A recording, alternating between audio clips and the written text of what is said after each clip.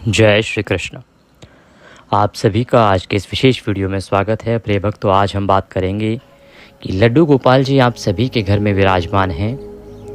लड्डू गोपाल जी को यदि आप विराजमान करते हैं तो उनके नियम क्या हैं, उनको भोग कब लगाना चाहिए, कैसे लगाना चाहिए, क्या विधि होनी चाहिए, कितनी बार भोग लगाना चाहिए, शास्त्रों के अनुसार नियम क्या बताए गए हैं, उनको साथ साथ लेके घूमना सही है या गलत है, उनको क्या क्या आहार में देना चाहिए, और अगर आप घर में लहसुन प्याज आदि का भोजन बना रहे हैं, आपके घर में लहसुन प्याज आदि बनता है, तो आप ठाकुर जी की सेवा कैसे करेंगे, लड्डू गोपाल जी की सेवा कैसे करेंगे। इस विषय को लेकर बहुत समय से आपके सवाल हमारे पास आ रहे थे।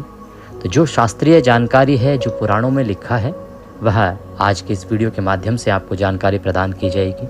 वीडियो बहुत महत्वपूर्ण है क्योंकि लड्डू गोपाल हम सभी के घर में होते ही हैं, विराजमान रखते हैं हम। उनकी सेवा का सही विधान क्या है, सही नियम क्या है, ये सभी जानना चाहते हैं। तो आइए जानकारी आरंभ करते हैं। आपसे निवेदन है कि वीडियो यदि थोड़ा सा भी अच्छा लगे तो प्रभु की जानकारी से संबंधित यह वीडियो है तो कृपया इसे एक बार लाइक अवश्य कर दीजिएगा। लड्डू गोपाल का आशीर्वाद प्राप्त करने के लिए कमेंट बॉक्स में अवश्य लिखिएगा जय गोपाल जी महाराज या जय लड्डू गोपाल। आप देख रहे हैं देवभूमि ज्योतिष संस्थान का प्रतिष्ठित YouTube चैनल देवभूमि धार्मिक। हम यहाँ पर सभी व्रत त्योहारों के बारे में सही जानकारियाँ प्रदान करते हैं। हम पंचांग अनुसार, ज्योतिष शास्त्र अनुसार बताते हैं कि कौन सा व्रत कब करना है, क्या मुहूर्त रहेगा, व्रत कैसे करना है, क्या विधि है, क्या नियम है, कैसे पूजा करनी चाहिए। इसकी जानकारी पुराणों से मिलती है, तो पुराणों के माध्यम से आपको बताते हैं कि आपने किस प्रकार से पूजा पाठ आदि करने हैं। तो सभी व्रत त्योहारों की सही शास्त्रीय जानकारी यदि प्राप्त करते रहना चाहते हैं तो चैनल को अवश्य ही सब्सक्राइब कर लीजिएगा। सब्सक्राइब जब आप करेंगे तो वहां पर एक बेल का निशान बना हुआ आएगा। सब्सक्राइब करने के बाद उस बेल के निशान को अवश्य दबाइएगा, बेल आइकन को अवश्य ही प्रेस कीजिएगा, तभी आपको हमारे संपूर्ण वीडियो मिलने आरंभ होंगे। अन्यथा वीडियो आपको प्राप्त नहीं होंगे, जानकारी आपसे छूट जाएगी। तो सब्सक्राइब कीजिएगा और सब्सक्राइब करने के बाद उस बेल के निशान को, घंटी के निशान को अवश्य ही दबाइएगा। आइए प्रिय भक्तों, जानकारी आरंभ करते हैं। लड्डू गोपाल जी के पूजन की महिमा बड़ी अद्भुत बताई गई है। ऐसा वृतांत आता है शास्त्रों में कि गोपाल जी को उसी प्रकार से पूजना चाहिए जैसे हम अपने घर के किसी प्रिय को पूजते हैं। लड्डू गोपाल क्योंकि भगवान श्री कृष्ण का एक बाल रूप है, तो बाल रूप में जैसे आप लल्ला को खिलाते हैं, पिलाते हैं, मनाते हैं, उसकी सभी चीज़ों का ध्यान रखते हैं, उसी प्रकार से आपको भगवान लड्डू गोपाल का ध्यान रखना चाहिए। सबसे पहले तो जब उनको लेके आएं तो उसका एक नियम है। कुछ दिनों को देखने के बाद ही आपको उनको लेके आना चाहिए। जब लेके आ रहे हैं तो उनका स्वागत जो है वो जल अर्पित करके, अर्घ्य दे के करना चाहिए। जब वो आएँ घर पर तो उनको अर्घ्य दीजिए जल से। तदोपरांत उनका प्रवेश कराइए घर में। प्रवेश कराने के बाद जब उनको सिंहासन पर या जो भी उनको आप आसन दे रहे हैं वहाँ विराजमान करेंगे, उससे पूर्व उस स्थान का शुद्धिकरण करें। अगर आपका मंदिर का स्थान है, जो भी स्थान है जहाँ आपने विराजमान करना है, तो पहले गंगा जल से वहाँ पे छींटे दीजिए। स्थान को लड्डू गोपाल के बैठने योग्य बनाइए। उनके लिए कोमल कोमल आसन बनाइए जिस पर कि वो आराम से विराजमान हो सके। ये भाव रखिएगा कि एक नन्हा सा बालक है जो आ रहा है और जिसको आप अपने घर में रख रहे हैं, तो अब उसको किसी भी प्रकार की कमी नहीं होनी चाहिए। देखिए, यूँ तो वो परमेश्वर हैं, उनके पास किस चीज़ की कमी, लेकिन जब आप उनको बाल रूप में लाते हैं तो आपका कुछ दायित्व बनता है। आप जिस प्रकार से उन दायित्वों को निभाओगे आपको फल उसी प्रकार से मिलता है। मेरे गोपाल के पास सब कुछ है आपको देने के लिए, परंतु आपका भाव क्या है? क्या केवल आपने लाके उनको बिठा दिया? प्रतिदिन सुबह आप एक छोटी थोड़ा सा मक्खन रख देंगे और 4 चनौरी उनके सामने रख देंगे, 4 दाने मिश्री के रख देंगे कि बस लो गोपाल भोग लगाओ। उसके बाद आप खाएंगे गरम गरम, उन्हें खिलाएंगे ठंडा ठंडा। आपको कहीं जाना है, जल्दी है, तो जो समझ आ गया आपने दे दिया। आपने 4 टॉफ़ी उनके सामने रख दी, उनका पैकेट तक खोला नहीं आपने। 4 टॉफ़ियाँ थैली में पैक हैं और वो आपने उनके सामने रख दी भोग लगाने के लिए। मेरे गोपाल को भोग लगाना है तो प्रेम से लगाइए ना। जो आपके पास उत्तम आहार आपने स्वयं के लिए बनाया है वह खिलाइए ना। क्यों आप उन्हें रूखा सूखा देते हैं? भगवान ने थोड़ी कहा है कि मुझे मिश्री के 4 दाने दे दो बस मेरा ब्रेकफास्ट हो गया। आप अपने भाव से अच्छे पकवान उनके लिए बनाइए, उसका भोग लगाइए। आप स्वयं खाते हैं 4 बार, भगवान को खिलाते हैं 2 बार। जब भी कुछ उत्तम पकवान आप लेके आए बाहर से, गोपाल जी को पहले खिलाइए, उसके बाद बाकी सब खाइए। जो उत्तम पकवान आप घर में बना रहे हैं, पहले गोपाल जी को भोग लगाइए, फिर स्वयं पाइए। अभी आगे बताएंगे आपको कि आपको भोग कैसे लगाना है, किन किन वस्तुओं का आपको लगाना चाहिए और क्या क्या छोटी छोटी गलतियां हैं जो सामान्यतः आप लोग घर में करते हैं। पहले हम जिस विषय की जानकारी आपको दे रहे थे वो महत्वपूर्ण है कि जब आप पहली बार लड्डू गोपाल लाए हैं तो आप उनको कैसे स्थापित करेंगे, उनकी पूजा कैसे करेंगे, उनका स्वागत कैसे करेंगे, इसको समझने की आवश्यकता है। तो जैसा कि हमने बताया कि आप लड्डू गोपाल जी को लेके आए, एक शुभ समय आप देखिए, आप हमसे पूछ लीजिएगा लिख के, अगर नहीं तो अन्यथा आपके पास जो भी कोई पंडित जी हैं उनसे पूछ लीजिएगा। आप जब चाहें आप हमारे नंबर्स ले सकते हैं, हमारे नंबर्स वहाँ पर प्रदान किए गए हैं, उन पर संपर्क कर सकते हैं कि क्या उत्तम समय है किसी पूजा पाठ के लिए, लड्डू गोपाल को घर लाने के लिए, कौन सा उत्तम दिन है। उस उत्तम दिन पर आप लेके आएँ लड्डू गोपाल को। सबसे पहले तो उन्हें अर्घ दें, अर्घ देने के बाद उनको घर पे लेके आएँ। सिंहासन पर विराजमान करने से पहले पहले उस पर गंगा जल के छींटे दीजिए, उनके लिए अच्छी सी गद्दी सजाइए, लड्डू गोपाल को वहाँ पर विराजमान कीजिए। विराजमान करते समय एक पूजन आपने करना चाहिए, छोटा सा पूजन जो आपको अवश्य करना चाहिए। ऐसा नहीं कि लाके विराजमान कर दिया, हाथ जोड़ दिए, लो जी आ गए लड्डू गोपाल, बस आप कल से पूजा शुरू करेंगे, नहीं। लल्ला घर आए हैं तो उनका पूजन अभी आरंभ कीजिए। एक प्रकार से प्रथम पूजन आपको तभी करना चाहिए जब आप लेके आए हैं। वो कैसे होगा इसको समझने की आवश्यकता है। लड्डू गोपाल को वस्त्र बाद में पहनाए जाएंगे, पहले उनको स्नान कराया जाएगा, पंचामृत से स्नान कराया जाएगा। आइए वो विधि आपको बताते हैं। तो आप भगवान को विराजमान करने से पहले, सिंहासन पर विराजमान करने से पहले उन्हें किसी पात्र में विराजमान कीजिए। किसी पात्र में तांबे का या पीतल का पात्र है तो उत्तम है, जिसमें कि आप भगवान को आराम से अभिषेक करा सकें, नहला सकें। तो लड्डू गोपाल को सबसे पहले पद्य अर्घ्य आचमनी अर्पित करेंगे आप। पद्य अर्घ्य आचमनी, इसके लिए एक तांबे का लोटा लीजिए, उसमें गंगा जल डालिए पहले, उसके बाद शुद्ध जल भरिए। तदोपरांत पूजा करने के लिए जो भी आपका उपयुक्त स्थान है वहाँ पर बैठ जाइए, लड्डू गोपाल को सामने विराजमान कीजिए। सबसे पहले लड्डू गोपाल को पद्य अर्घ्य आचमनी के रूप में जल अर्पित करेंगे। ओम भूर्भुवः श्री गोपालाय नमः। पद्यम समर्पयामि। पद्य के रूप में जल अर्पित कीजिए। तो 1 चम्मच जल लीजिए, भगवान को अर्पित कर दीजिए। ओम भूर्भुवः श्री लड्डू गोपालाय नमः। अर्घ्यम समर्पयामि। ये जो अर्घ्य आप दे रहे हैं ना, आपके पास छोटा अगर शंख हो ना तो शंख में जल भरिएगा और उससे लड्डू गोपाल को मस्तक से अर्पित कीजिएगा अर्घ्य के रूप में जल। ओम भूर्भुवः श्री गोपालाय नमः। आचमनीम समर्पयामि। 1 चम्मच जल लीजिए और आचमनी के रूप में अर्पित कीजिए लड्डू गोपाल जी को। अब लड्डू गोपाल को आपने स्नान कराना है, प्रेम से स्नान कराना है।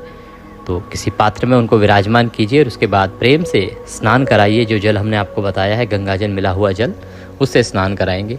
ओम भूर्भुवः श्री लड्डू गोपालाय नमः। स्नानम जलम समर्पयामि। स्नानम स्नान्ते। स्नान कराइए प्रेम से नहलाइए। पंचामृत स्नानम। अब पंचामृत से स्नान कराइए उनको। कैसे पंचामृत बनाइए? कच्चा दूध, दही, घी, शहद और शक्कर, इन 5 चीज़ों को मिलाइए, पंचामृत बनाइए। पंचामृत बना के और प्रेम से उनको नहलाइए, पंचामृत से अभिषेक कराइए उनका।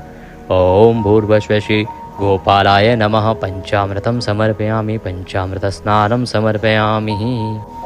पंचामृत स्नान कराने के बाद पुनः भगवान को शुद्ध जल से स्नान कराया जाता है, शुद्ध्योदक स्नान कराया जाता है। तो शुद्ध्योदक स्नान कराने के लिए शुद्ध जल से नहलाएंगे अब पुनः भगवान को।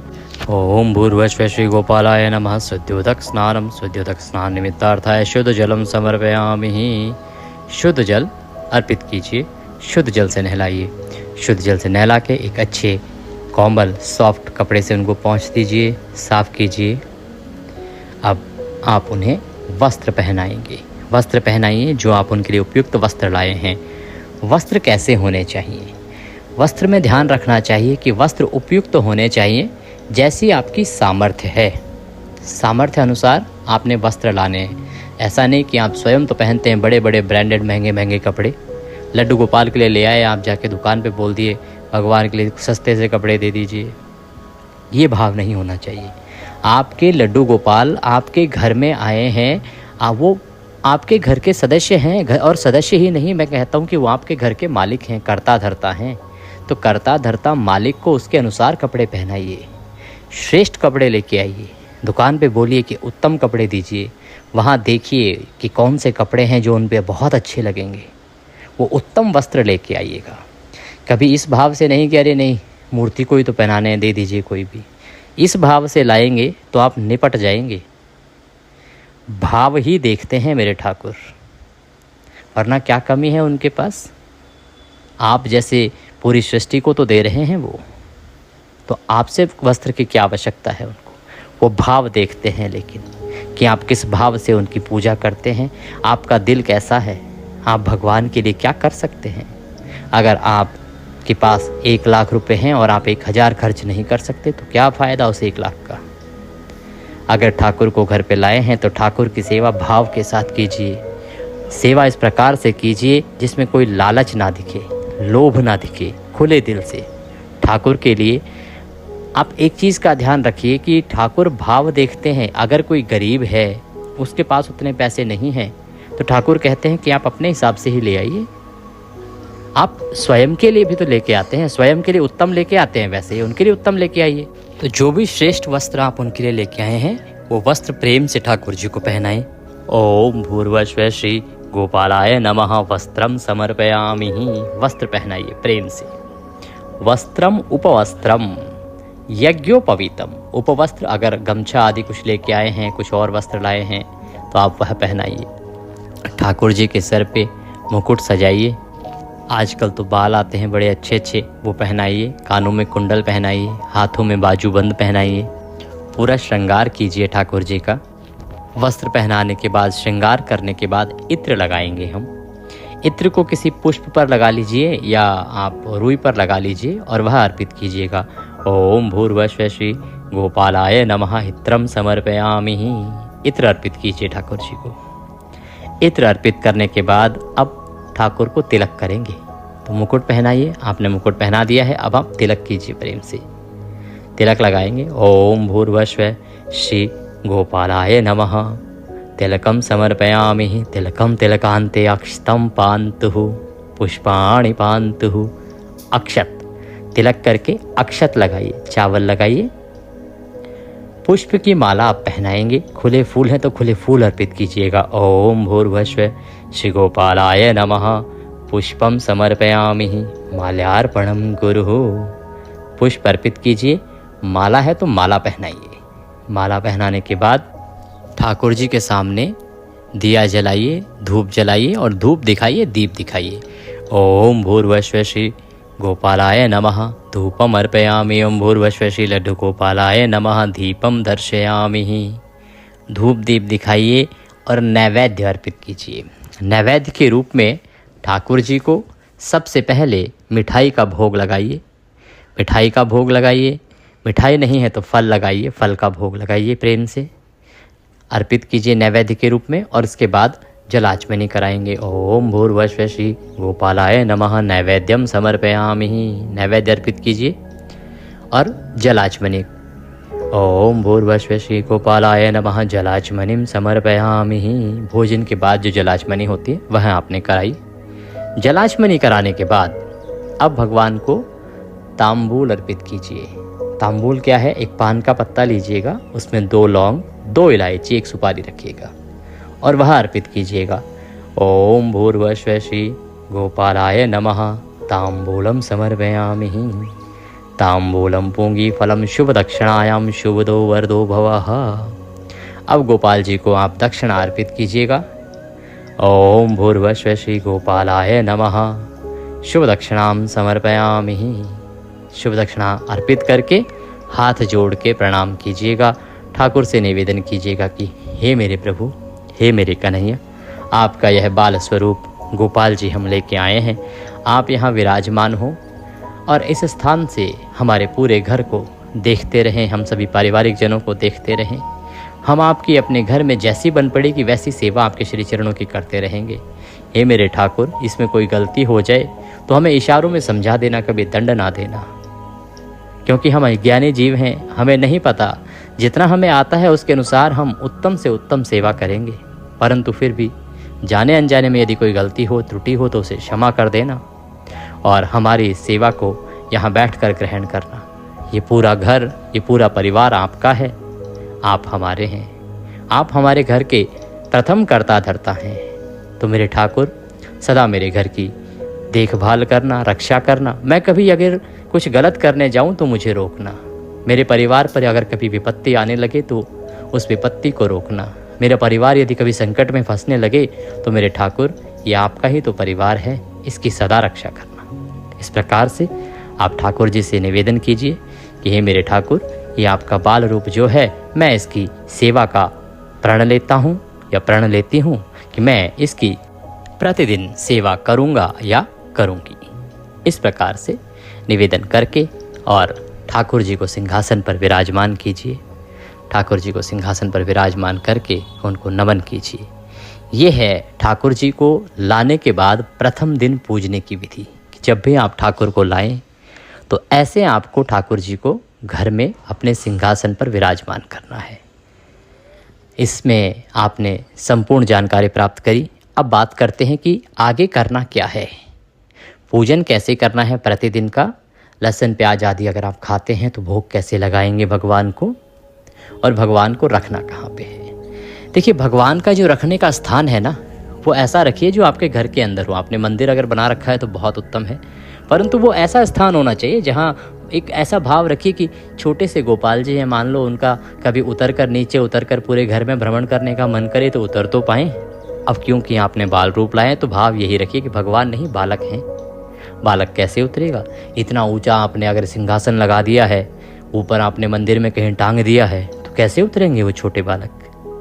तो ऐसे स्थान पर रखिए कि मेरे गोपाल जी आराम से उतर के आपके पूरे घर में भ्रमण कर सकें।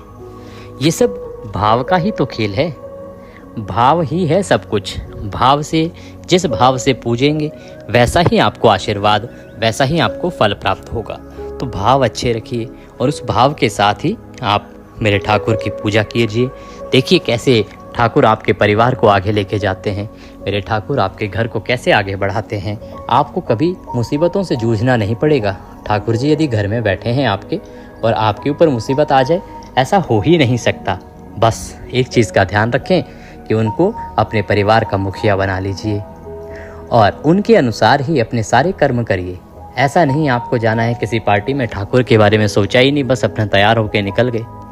ये देखिए कि बाल गोपाल जो हैं आपके घर में बैठे हैं, उनकी जो ज़रूरतें हैं वो क्या हैं, पहले उनकी सेवा का ध्यान रखिए। उनकी सेवा जितने अच्छे भाव से आप करेंगे, आपका फल उतना ही उत्तम होगा। धन्ना जी के बारे में सुना होगा आपने ना, गोपाल जी के परम भक्त। धन्ना जी के पास बाजरे की रोटी अपने स्वयं के खाने के लिए भी पूरी नहीं होती थी, 2 रोटी होती थी। तो क्या करते थे, 1 रोटी सूखी अपने लिए खा लेते थे, 1 रोटी मेरे गोपाल को खिला देते थे। उस धन्ना सेठ को, जो बाद में धन्ना से धन्ना सेठ बनाया, मेरे गोपाल ने ही तो बनाया। देखो ना, सिर्फ भाव था उनका कि मेरे पास है ये मेरे ठाकुर, तो आधी तुम खा लो, आधी मैं खा लूँ। बस इसी भाव से उन्होंने खिलाया सूखी बाजरे की रोटी, और उसके बाद जो ठाकुर प्रसन्न हुए उसको तो सब जानते हैं। सुदामा के पास क्या था, सुदामा पे कैसे कृपा करी भगवान ने, आप सभी जानते हैं। माता शबरी, क्या था उनके पास, जंगल से लाती थी जंगली बेर। भाव था कि कहीं मेरे राम को कड़वे बेर ना चले जाएं, तो स्वयं चखती थी, जो मीठे होते थे रख देती थी, कड़वे होते थे, जहरीले होते थे, उनको फेंक देती थी। तो सोचो किस भाव से उन्होंने अपने झूठे बेर खिलाए भगवान को, भगवत कृपा कैसे प्राप्त हुई। भाव, भावना का ही सब कुछ है।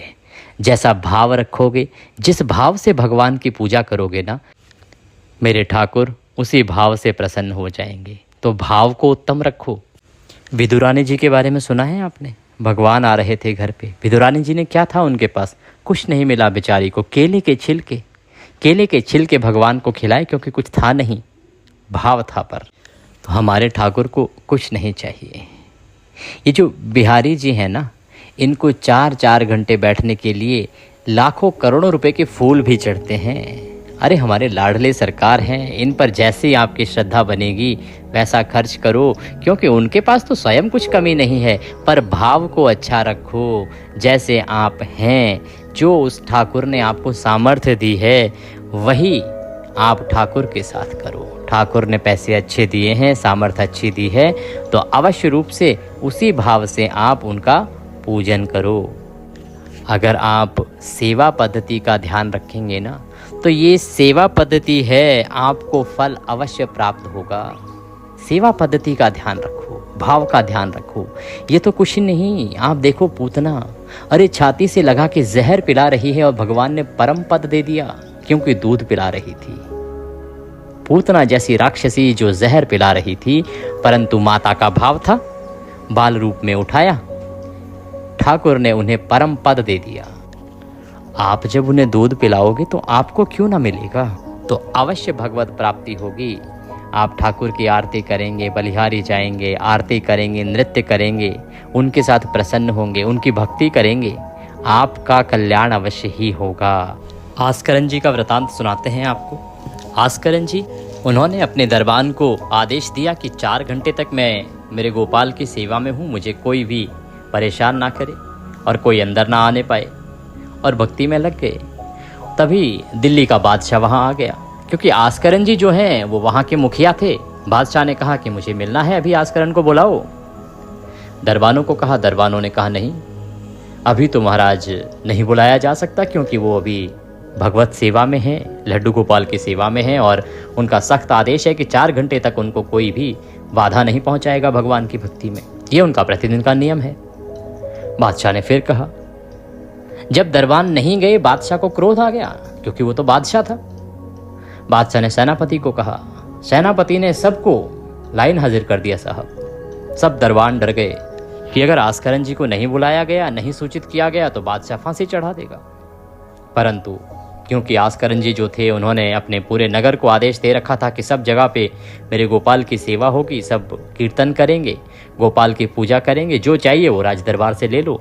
क्योंकि आस्करन जी जो थे वो उस समय राजा थे, और बादशाह जो उससे भी बड़ा होता था। आज के समय से देखें तो जैसे मुख्यमंत्री और प्रधानमंत्री, तो समझिए कि प्रधानमंत्री आ जाए और वह बुलाए मुख्यमंत्री को बुलाओ, और मुख्यमंत्री को ना बुलाया जाए तो कितना क्रोध आएगा। और फिर बादशाह को तो वैसे भी बहुत गुरूर था, गुमान था, घमंड था। सेना चला दी साहब आस्करन जी को उठाने के लिए। प्रताड़ित किया गया। मेरे गोपाल की कृपा देखिए, मेरे गोपाल की कृपा देखिए कि सेना जब जहाँ किसी को बंदी बनाती उसकी बेड़ियाँ खुल जाती, बार बार उठाकर पैक करते उनको और उनके दरबार खुल जाते। ऐसी कृपा देख के बादशाह घुटनों पे आ गया कि ये क्या चमत्कार है। तो महिमा बहुत बड़ी है, अगर आप श्रद्धा से करेंगे ना, तो ऐसे उदाहरण भरे पड़े हैं। अभी कलयुग के उदाहरण भरे पड़े हैं कितने ही। नरसिंह का भात तो आपने सुना ही होगा। नरसिंह जी महाराज कितने बड़े भक्त थे भगवान कृष्ण के। सब कुछ अपना लुटा दिया, सब कुछ लुटा दिया, गरीब हो गए पूरी तरह, सिर्फ भक्ति और भक्ति और भक्ति। भात की बारी आई, बहन ने बुलाया, भात भरना है भाई, इतना पैसा तो चाहिए चाहिए। ससुराल वालों ने बोला नहीं जी ऐसा होना चाहिए भात। नरसिंह जी एक खाली गाड़ी लेके चले। हे कान्हा, हे मेरे सांवले, हे मेरे कृष्ण, मेरी लाज राख लियो, और तू आएगा तो भात भरा जाएगा, नहीं तो मेरे पास तो कुछ है नहीं भरने को। ठाकुर पहुंचे भात लेके, ऐसा भात भरा, ऐसा भात भरा कि जीवन में कभी किसी को देखने को ना मिला।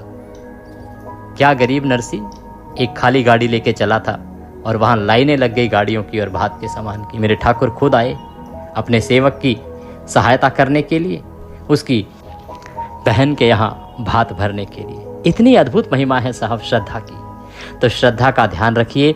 ठाकुर जी को सुबह की आरती, सुबह तुलसी पत्र, प्रतिदिन का नियम होना चाहिए, तुलसी पत्र ठाकुर को अवश्य चढ़ाएंगे आप। तुलसी दल से पूजा कीजिए। प्रातः काल का भोग, दोपहर का भोग और रात्रि का दूध का भोग अवश्य लगाइए। दूध ऐसा नहीं कि उबाला उबलता चढ़ा दिया आपने, ऐसा दूध जो आप स्वयं पी सकें, जिसको स्वयं पीने में आनंद आए, वैसा मेरे प्रभु को भोग में देना है। बस ये ध्यान रखना, जो तुम स्वयं आनंदित महसूस करो खाने पीने में, वही गोपाल को खिलाओ। लहसुन प्याज वर्जित है, भगवान को भोग नहीं लगाना, इसका ध्यान रखना। आप घर में बनाते हैं, बनाइए। भगवत भोग जो बनेगा उसमें आपको लहसुन प्याज दूर रखना है। अभी इससे संबंधित जानकारी बहुत और है, हम पार्ट एक और बनाएंगे इसका, उसमें आपको विस्तृत रूप से और बहुत सारी चीज़ें बताएंगे कि पूरे दिन में कब कब आपको गोपाल की कैसे कैसे सेवा करनी चाहिए, शास्त्रों में किस पुराण में क्या लिखा है, क्या महिमा है, उसके बारे में बताएंगे। अभी इस वीडियो में जो जानकारी दी है उसका प्रयोग कीजिए, उसका उपयोग कीजिए, गोपाल अवश्य प्रसन्न होंगे। वीडियो थोड़ा भी अच्छा लगे तो लाइक अवश्य कीजिएगा, कमेंट बॉक्स में अवश्य लिखिएगा। जय लड्डू गोपाल।